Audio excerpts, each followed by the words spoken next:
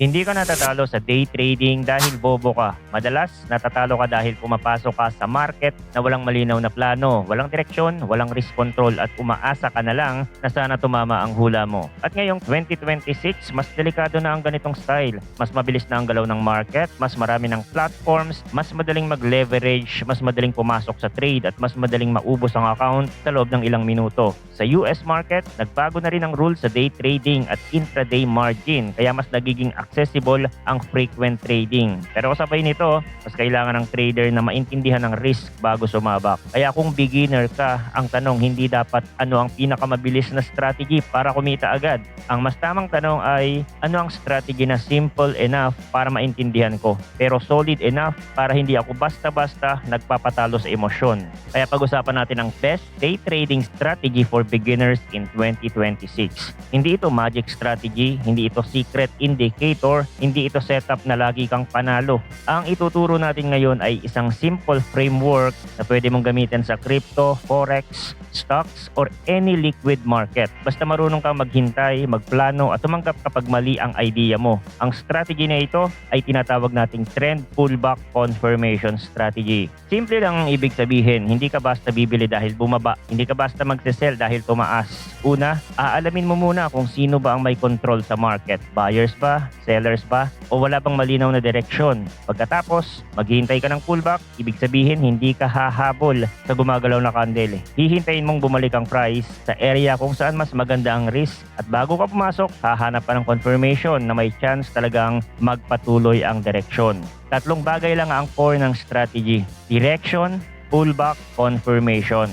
Kapag naintindihan mo ito, mas magiging malinis ang trading mo. Hindi ka na basta papasok dahil may nakita kang green candle. Hindi ka na basta mag-short dahil feeling mo mataas na. Hindi ka na basta magtitiwala sa indicator ng hindi mo alam kung ano ang market context. Magiging mas selective ka, mas kalmado, at mas aware sa risk. Unahin natin ang direction.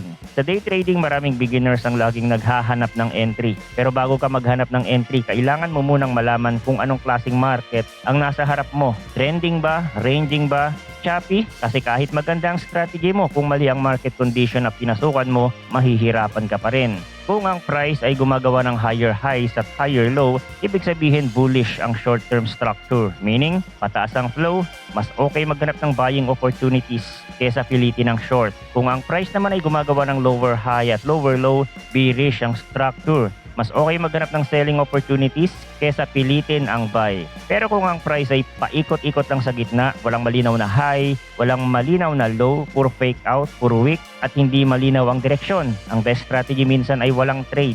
Ito ang hindi maintindihan ng maraming beginners. Akala nila day trading means dapat araw-araw may entry. Pero sa totoong trading, minsan ang pinaka-professional na desisyon ay maghintay. Para mas simple, pwede kang gumamit ng moving average bilang guide. Halimbawa, gamitin mo ang 20 EMA or 50 EMA sa chart. Kapag ang price ay nasa taas ng moving average at ang moving average ay pataas ang slope, mas bullish ang bias. Kapag nasa baba ang price at pababa ang slope, mas bearish ang bias. Pero remember, hindi ibig sabihin na automatic buy kapag nasa taas or automatic sell kapag nasa ibaba. Guide lang ito para hindi ka sumasalungat sa obvious flow. Ngayon, kapag alam mo na ang direksyon, huwag ka pa rin papasok agad. Ito ang unang malaking mistake ng beginner day traders. Nakita nilang tumataas ang market, hahabol agad. Nakita nilang bumabagsak, maghahabol agad ang short. Ang problema, kapag humabol ka sa gitna ng mabilis na galaw, madalas pangit na ang risk. Minsan late ka na. Minsan ikaw na ang exit liquidity ng naunang traders. Kaya kailangan natin ng pullback. Ang pullback ay simpleng pagbabalik ng price pagkatapos ng isang move. Kung bullish ang market, hihintayin mong bumaba muna ng konti ang price papunta sa support area, moving average, previous breakout level or demand zone. Kung bearish ang market, hihintayin mong umakyat muna ng konti papunta sa resistance area, moving average, previous breakdown level or supply zone. Bakit importante ang pullback? Kasi doon gumaganda ang entry. Kapag bumili ka after pullback sa bullish trend, mas malapit ang stop loss mo sa invalidation area. Mas maliit ang risk, mas malinaw kung saan ka mali. Kapag nag-short ka after a pullback sa bearish trend, hindi ka nagsisell sa pinakababa. Naghihintay ka ng mas magandang presyo. Parang tindahan lang. Kung alam mong gusto mong bumili, mas okay bumili kapag may discount kesa humabol habang lahat nag-uunahan. Sa trading, ang pullback ang nagbibigay sa iyo ng mas reasonable na entry. Pero hindi lahat ng pullback ay entry. Ito ang pangalawang malaking mistake. May beginners na natuto ng pullback tapos bawat baba sa bullish trend, buy agad. Bawat taas sa bearish trend, short agad. Pero minsan ang pullback hindi pala pullback. Simula na pala ng reversal. Kaya kailangan natin ang confirmation. Confirmation ang nagsasabi sa iyo na may reaction na sa area. Hindi pa rin guarantee pero dagdag clue. Sa bullish setup, halimbawa pataas ang trend, nag-break ang price sa previous high, tapos bumalik sa moving average or previous resistance na ngayon pwedeng maging support. Hindi ka agad bibili. Titingnan mo muna kung may rejection. May candle ba na bumaba pero nag-close ulit pataas? May maliit na higher low ba? May break ba ng minor structure sa lower time frame? May volume ba or momentum na nagpapakita ng bumabalik ang buyers? Kapag may ganitong reaction, doon ka pwedeng magplano ng entry. Sa bearish setup naman, pababa ang trend, nag-break ang price sa previous low, tapos nag-pullback pataas papunta sa moving average or previous support na ngayon pwedeng maging resistance. Hindi ka agad mag-short, titingnan mo muna kung may rejection sa taas. May candle ba na umakyat pero nag-close pababa? May lower high ba? May minor break ba pababa? Doon mo hahanapin ang confirmation. Ito ang simplified entry model. Identify the trend, wait for pullback, wait for reaction, enter with defined risk. Ngayon, saan ilalagay ang stop loss? Dito maraming nasisira. Kahit tama ang direksyon mo, kung mali ang stop loss mo, matatalo ka pa rin. Kapag bullish trade, ang stop loss ay dapat nasa lugar na kapag tinamaan, hindi ibig sabihin mali na ang idea mo. Hindi yung sobrang dikit lang dahil gusto mo maliit ang loss. Kung ang setup mo ay based sa pullback support, dapat ang stop loss ay below the support or below the recent swing low. Kapag bearish trade, ang stop loss ay above the pullback resistance or above the recent swing high. Kapag tinamaan yon, ibig sabihin hindi na valid ang bearish idea mo. Huwag kang maglagay ng stop loss based sa emotion. Yung tipong hanggang dito lang ang kaya ng puso ko. Hindi pwede yun. Dapat technical. Dapat may reason at dapat bago ka pumasok, alam mo na kung magkano ang risk mo. Risk management ang tunay na strategy. Kahit gaano kaganda ang entry mo, kung 30% ng account mo ang risk sa isang trade, sooner or later, mabubura ka. Lalo na sa leverage products, futures, forex at crypto perps, ang leverage ay nagpapalaki ng potential profit pero pinapalaki rin ito ang loss at liquidation risk. Para sa beginner, mas practical na magsimula sa maliit na risk per trade. Halimbawa, 0.5% to 1% ng account. Kung talo, hindi masakit. Kung sunod-sunod ang losses, buhay pa rin ang account. Kasi ang goal mo sa beginner stage ay hindi yumaman agad. Ang goal mo ay matutong mag-execute ng tama nang hindi nauubos ang capital. Ngayon, paano naman ang take profit? Simple lang. Kung bullish trade ka, ang target mo pwedeng previous high, liquidity area sa taas, or next resistance. Kung bearish trade ka, pwedeng previous low, liquidity area sa baba, or next support. Ang importante, bago ka pumasok, alam mo na kung saan ka lalabas. Hindi yung habang nasa trade ka palang magdidesisyon. Kasi kapag may pera na involved, nagbabago ang utak. Kapag nasa profit ka, minsan magiging greedy ka. Sasabihin mo, baka mas tumaas pa. Kapag bumalik sa entry area mo, magsisisi ka. Kapag maliit pa lang ang profit, minsan matatakot kang mawala, kaya lalabas ka agad kahit malayo pa ang target. Kaya mas maganda na may plano na bago ang entry. Isang simple rule, huwag pumasok kung hindi clear ang reward compared sa risk. Kung risking 100 pesos ka, pero realistic target mo 50 pesos lang, bakit ka papasok? Hindi kailangan lagi perfect ang ratio, pero dapat makatwiran.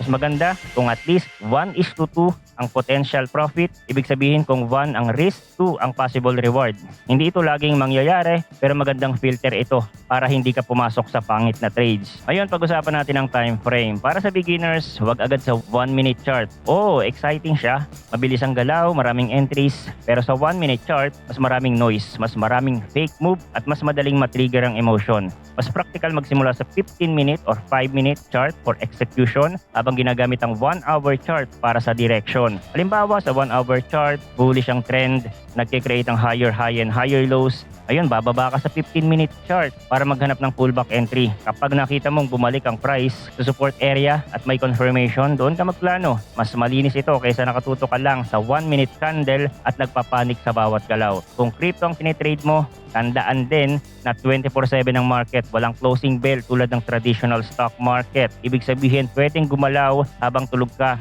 Pwedeng magkaroon ng sudden volatility dahil sa news, funding rates, liquidation cascades, or large orders. Kaya kung day trader ka sa crypto, mas kailangan mong maging malinaw sa stop loss, position size, at trading session. Hindi mo kailangan mag-trade buong araw. Mas okay pumili ng specific trading window kung kailan ka alerto, kalmado, at may oras mag-monitor. Kapag pagod ka, puyat ka, galit, or gusto mong bumawi, huwag ka na mag-trade. Hindi strategy ang kailangan mo sa moment na yon, kailangan mo ng self-control. Ito ang third major rule ng strategy. One good setup is better than 10 random trades. Maraming beginners ang akala nila mas maraming trades, mas maraming chance kumita. Pero madalas, mas maraming trades, mas maraming mistakes. Overtrading ang isa sa pinakamabilis makasira ng account. Kapag wala kang setup, gumagawa ka ng dahilan para pumasok. Kapag talo ka, papasok ka ulit para bumawi. Kapag panalo ka, papasok ka ulit dahil overconfident. Hanggang yung isang good trading day, magiging red day. Kaya gumawa ka ng simple checklist bago pumasok. Hindi to kailangan isulat sa video screen, pero sa utak mo, dapat malinaw. May trend ba? Clear? May pullback ba? Nasa magandang area ba ang price? May confirmation ba? Malinaw ba ang stop loss? Malinaw ba ang target? Maganda ba ang risk to reward? Kalmado ba ako? Kapag may isa o dalawang sagot na hindi malinaw, skip. Ang skip ay hindi failure. Ang skip ay protection. Ngayon, bakit ito ang best beginner trading strategy for 2026? Kasi hindi nito pinipilit na hulaan mo ang top or bottom. Hindi nito sinasabing saluhin mo ang falling knife. Hindi nito sinasabing habulin mo ang breakout. Tinuturuan ka nitong sumabay sa direksyon, maghintay ng better price at pumasok lang kapag may reaction. Ito ang mas realistic para sa beginner. Sa panahon ngayon, sobrang daming trading content. May nagsasabi na scalping lang, may nagsasabi ng smart money, may nagsasabi ng indicators lang, may nagsasabi ng order flow, may nagsasabi ng AI bot na lang. Pero kung beginner ka, hindi mo kailangan ng 10 strategy.